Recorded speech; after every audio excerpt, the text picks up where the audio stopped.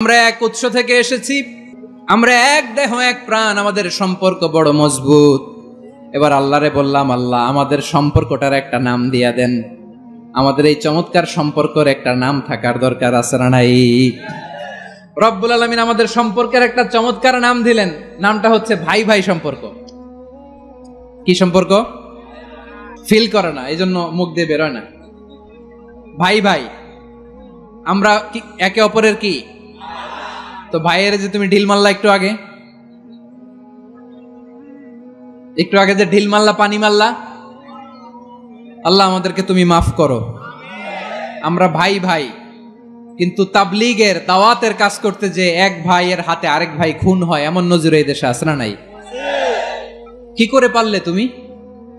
হ্যাঁ, দিনের প্রচার করতে যে তোমার ভাইয়ের রক্তে তুমি হাত রাঙ্গালে কি করে?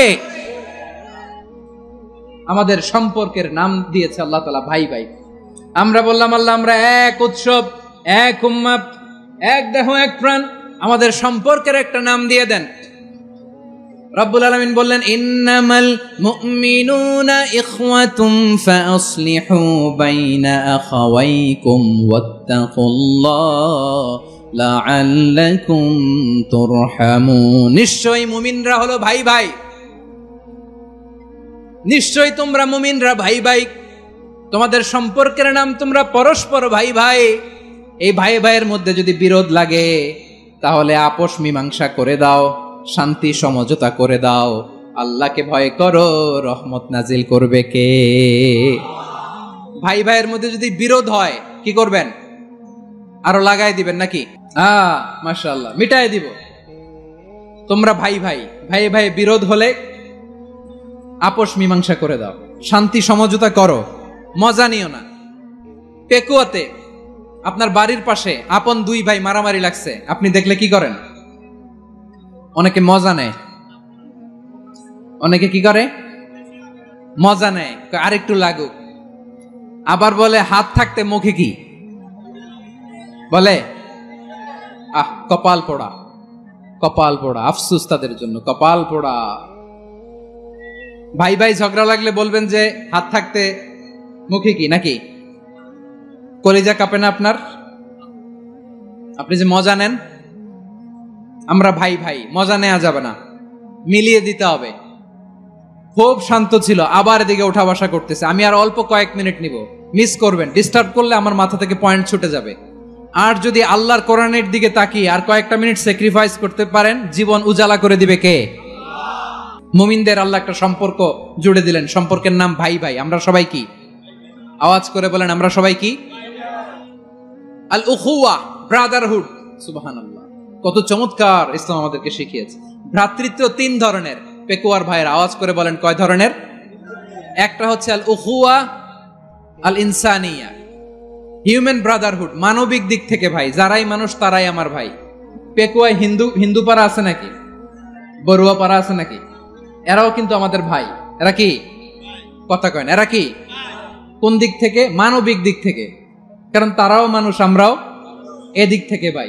এটাকে বলে হিউম্যান ব্রাদারহুড, আল উখুয়া আল ইনসানিয়া। ভ্রাতৃত্বের আরেকটা রূপ হচ্ছে আল উখুয়া আন নাসাবিয়া, রক্তের সম্পর্কের ভাই, আমার আপন ভাই। 3 নম্বর প্রকার হচ্ছে আল উখুয়া আদ-দীনিয়া, দ্বীনি ভাই। এটা নিয়ে কথা বলতেছি আমি। দ্বীনি ভাই, এই যে পেকুয়া, আজকে লক্ষ মানুষের জনসমুদ্র, আমরা একে অপরের কি ভাই? দ্বীনি ভাই। আওয়াজ করে বলেন তো, কি ভাই? এই দ্বীনি ভাই, মানবিক ভাই, রক্তের সম্পর্কের ভাইকেও ছাড়িয়ে যায়। এটা ফিল করতে হবে। পেকুয়ার জেনজি, এ আমার দ্বীনি ভ্রাতৃত্ববোধ। কাশ্মীরের ভাইরা আক্রান্ত হলে যে আমার বুক ফেটে কান্না আসে, কারণ আমরা দ্বীনি ভাই। আমরা কি ভাই? দ্বীনি ভাই। সম্পর্কের দিক থেকে এটা সবচেয়ে মজবুত। এটা আমাদেরকে ফিল করতে হবে। সম্পর্কের দিক থেকে এটা কি? সবচেয়ে মজবুত, দ্বীনি ভাই। বদরের প্রান্তর, এদিকে কোরাইশরা, এদিকে মুসলিমেরা। কোরাইশের মধ্যে, কোরাইশ গোষ্ঠীর মধ্যে অনেকে আছে বাবা, তার কলিজার টুকরা ছেলে মুসলিম সেনাবাহিনীর এদিকে দাঁড়ানো। মুখোমুখি দুইটা ব্যাটালিয়ন সেনাবাহিনী, কোরাইশদের বাহিনী, মুসলিম বাহিনী। কোরাইশদের এখানে বাবা, এখানে ছেলে। কোরাইশদের এখানে ছেলে, এখানে বাবা। ইসলাম তাদেরকে পৃথক করেছে। আর মুসলিম সেনাবাহিনীর মধ্যে কেউ কাউরে চিনে না, কেউ আনসার, কেউ মুহাজির, কেউ ছোট, কেউ বড়, কেউ দাস, কেউ মালিক, সব মিলেমিশে একাকার। কিসে তাদেরকে আবদ্ধ করলো? এই দ্বীনি ভ্রাতৃত্ব। চিল্লায় বলো ঠিক কিনা? এজন্য আল্লাহ বলেন, ইন্নামাল মুমিনুনা ইখওয়াতুন ফাসলিহু বাইনা আখাওয়াইকুম ওয়াত্তাকুল্লাহা লাআল্লাকুম তুরহামুন। খবরদার শুনে রেখো, তোমরা মুমিনরা হলো ভাই ভাই, পেকুয়ার ভাইরা। আওয়াজ করে বলো আমরা কি? আরো জোরে বলো আমাদের সম্পর্ক কি? ভাই ভাই সম্পর্ক। ফাসলিহু বাইনা আখাওয়াইকুম, যদি ভাইয়ে ভাইয়ে বিরোধ হয় মজা নিও না। মুখ থাকতে হাত থাকতে মুখে কি এমন মন্তব্য করো না, আরো লাগিয়ে দিতে যেও না। মিলিয়ে দাও, শান্তি সমঝোতা করে দাও, কারণ তোমরা সবাই হলে দ্বীনি ভাই। আমরা কি দ্বীনি ভাই? মিলিয়ে দিবেন। আমার পেকুয়ার ভাইরা, দুইজন ঝগড়া লাগলে মিলিয়ে দিলে যে কত সওয়াব, এটা আমরা অনেকে জানি না। দুইজন ঝগড়া লাগছে, আচ্ছা আপনাদের কোথাও এলাকায় আগুন লাগলে আপনারা কি ঢালেন? পানি। অনেকে ওই জায়গায় তেল ঢালে। এরকম ডাকাইত আছে না নাই? আগুন নিভানোর জন্য ঢালতে হবে কি? একদল এখানে কি ঢালে? আল্লাহ তাআলা এরকম মাইন্ডসেটের মানসিকতার হওয়া থেকে আমাদেরকে তুমি বাঁচাও। ঝগড়া লাগলে মিলিয়ে দিবেন। কি করবেন? 3 জায়গায় প্রয়োজনে মিথ্যা বলা যায়। কয় জায়গায় মিথ্যা বলতে? তাওরিয়া, মানে কথা একটু ঘুরিয়ে বলবেন। 1 নাম্বার, আপনার ওয়াইফকে খুশি করার জন্য। সে একটু এরকম না বলে একটু কৌশল করে বললে খুশি হবে, ওটা বলা যায়। 2 নাম্বার, জীবন মরণের ব্যাপার, জান বাঁচানোর জন্য একটু কৌশল করে ঘুরিয়ে বললেন, এটা জায়েজ। 3 নাম্বার, দুইজন ঝগড়া লাগছে তাদেরকে মিলিয়ে দেওয়ার জন্য কৌশল করে একটু মিথ্যা বলা, ঘুরিয়ে বলা জায়েজ। দুইজনের মধ্যে দেখলেন যে সম্পর্ক খারাপ, একজনরে বললেন, ভাই সে তো ওই দিন আপনার ব্যাপারে অনেক প্রশংসা। কি আমার ব্যাপারে প্রশংসা? তার সাথে তো আমার মারাত্মক সম্পর্ক। কি বললো? এই বললো আপনি নাকি এই করছেন ওই করছেন, অনেক প্রশংসা। লোকটার মন খুশি হয়ে যাবে তার ব্যাপারে, ঠিক কিনা? আবার তার সাথে যার ঝগড়া, ওরে যে বলুন, ভাই ওই দিন তো সে আপনার অনেক অ্যাপ্রিসিয়েশন করলো, অনেক। সে তো অবাক, কিরে বলে কি? আমার এই যে দুইজনের ব্যাপারে দুইজনের একটু ভালো ভালো কথা বলে দিচ্ছেন, একদিন দেখবেন রাস্তা দিয়ে হাঁটার সময় একে অপরকে সালাম দিয়ে ফেলছে, সালাম দিয়ে বুকে জড়ায় ধরছে, আছে না নাই? আবার মিলমিশ হয়ে গেছে। কিন্তু আমাদের স্বভাব হইলো, দুই প্রতিবেশী যদি একসাথে বসে একসাথে হাঁটে, দূর থেকে দেখলে আমাদের জ্বলে, আছে না নাই? ঘটনা কি? এই দুইটার মধ্যে এত মিল কে? এই দুইটার মধ্যে গিরিঙ্গি লাগানো যায় কিভাবে? হ্যাঁ, এই বন্ধুত্ব ফ্রেন্ডশিপ নষ্ট করা যায় কিভাবে? এরকম মানসিকতা সবার না, আমাদের অনেকের মধ্যে আছে না নাই? আল্লাহর কাছে তওবা করেন, এই মানসিকতার যেন আমরা না হই। আমরা মিলিয়ে দিব। কানগুলো খরগোশের কানের মতো খাড়া করে শুনুন পেকুয়ার ভাইরা। বিশ্বনবী বলেন, আলা উখবিরুকুম বিআফদাল দারাজা, আলা উখবিরুকুম বিআফদাল মিন দারাজাতিস সিয়ামি ওয়াস সালাতি ওয়াস সাদাকা। এ আমার উম্মতেরা, নামাজ, রোজা, দান, দেখেন নামাজ, রোজা, দানের চেয়েও বড় কোন শ্রেষ্ঠ ইবাদতের কথা আমি কি তোমাদের বলবো না? সাহাবারা তো অবাক, বলে কি নামাজের চেয়ে বড় ইবাদত, রোজার চেয়ে বড়, দান করার চেয়ে বড় ইবাদত? সাহাবীরা বললেন, বালা ইয়া রাসূলুল্লাহ। নবী বলেন, বিশ্বনবী বললেন, নামাজের চেয়েও বড়, রোজার চেয়েও বড়, যাকাতের চেয়েও বড়, সাদাকার চেয়েও বড় একটা ইবাদত আছে, আমি কি তোমাদের বলবো না? সাহাবারা বললেন, ইয়া রাসূলুল্লাহ, বালা অবশ্যই বলবেন, সেটা কি? বিশ্বনবী বললেন, ইসলাহু যাতিল বাইন। দুইজন যখন ঝগড়া লেগেছে, তোমার দুই ভাই যখন ঝগড়া লেগেছে, এই দুইজনের মধ্যে বিরোধ মিটিয়ে মীমাংসা করে দেয়া হচ্ছে সবচাইতে সেরা কাজ। দুইজন ঝগড়া লাগছে, ইসলাহু যাতিল বাইন, দুইজনের মধ্যে মিলিয়ে দেয়া, এটা নামাজ, রোজা, সাদাকার চেয়ে বেশি সওয়াব। সুবহানাল্লাহ। এত আস্তে। ওয়াত্তাকুল্লাহ ওয়া আসলিহু যাতা বাইনিকুম, সূরা আনফাল। আল্লাহ বলেন, আল্লাহরে ভয় করো, ঝগড়া লাগলে মজা নিও না। ওয়াত্তাকুল্লাহ, আল্লাহরে ভয় করো। ফাসলিহু যাতা বাইনিকুম, মিলিয়ে দিও। তাহলে আমরা মিলায়ে দিব। রাজি আছেন তো? তাহলে আমরা এক উম্মাহ, এক উৎস থেকে এসেছি, এক দেহ এক প্রাণ। আমাদের সম্পর্ক বড় মজবুত, সীসাঢালা প্রাচীরের মতো, কেউ টলাতে পারে না, কেউ ভাঙতে পারে না, ঠিক কিনা? আবার আমাদের সম্পর্ক হলো ভাই ভাই। আমরা ঐক্যবদ্ধ থাকার জন্য দুনিয়ায় এসেছি। কেমন করে ঐক্যবদ্ধ থাকতে হয় দুনিয়াবাসীর শেখানোর জন্য এসেছি। আল্লাহ বলেন, ও নবী, শুধু মুসলমানের মধ্যেই ঐক্য করলে হবে না, প্রয়োজনে ইহুদি নাসারাদের সাথে ঐক্য গড়ে তোলো। কথা শুনতেছেন? প্রয়োজনে আহলে কিতাবদের সাথে ঐক্যবদ্ধ হওয়ার আদেশ দিয়েছে কে? সবাই বলতে হবে, আওয়াজ করে বলেন। আহলে কিতাব ইহুদি নাসারাদের সাথেও প্রয়োজনে ঐক্যবদ্ধ হওয়ার ঘোষণা দিয়েছে কে?